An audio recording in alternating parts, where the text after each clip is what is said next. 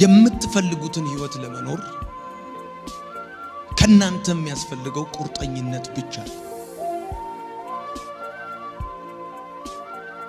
ቁርጠኝነት ብቻ ነው ከናንተ የሚያስፈልገው። መገንባት እንጂ ማፍረስ፣ መጠንከር እንጂ መላላት፣ መሄድ እንጂ መቆም ቁርጠኝነት አይጠይቅም። ለምን መሰላችሁ? ከመሄድ መቆም የቀለላችሁ። መቆም ቁርጠኝነት አይጠይቅም፣ ዲተርሚኔሽን አይጠይቅም። መጠንከር ነው ቁርጠኝነት የሚጠይቀው፣ መላላት ቁርጠኝነት አይጠይቅም። ማፍረስ ቁርጠኝነት አይጠይቅም፣ መገንባት ነው ቁርጠኝነት የሚጠይቀው። የምትፈልጉትን ህይወት ለመኖር ከናንተ የሚያስፈልጋችሁ ቁርጠኝነት ነው፣ ዲተርሚኔሽን ነው፣ ቆራጥነት ነው። ለውጥ የሚባለው ነገር የሁለት ነገር ድምር ነው። የአእምሮ ዝግጅትና የመንፈስ ዝግጅት። የአእምሮ ዝግጅትና የመንፈስ ዝግጅት።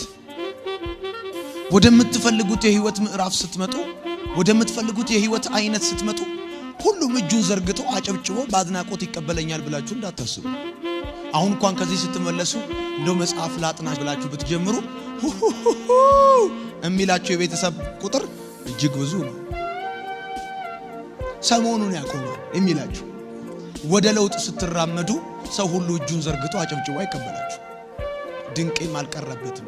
መሆን የምትፈልጉትን ነገር ለመሆን እናንተ ከምቾታችሁ ጋር ነው የምትጫወቱት። ከምቾታችሁ ጋር፣ ከለሰለሰው እጃችሁ ጋር፣ ከጥፍራችሁ ጋር በፍጹም ጥላሸት እንዲነካችሁ ፍላጎት የላችሁ።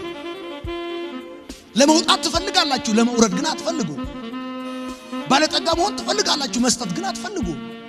ውጤቱን እንጂ ውጤቱ የሚገኝበትን መንገድ አትፈልጉ። ማምጣት ትፈልጋላችሁ፣ ማጥናት ግን አትወዱ።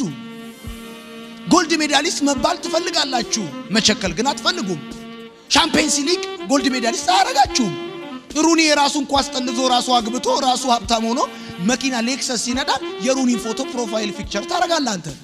የሩኒን ፎቶ የሩኒን መኪና ፕሮፋይል ፒክቸር ታደርጋታለህ።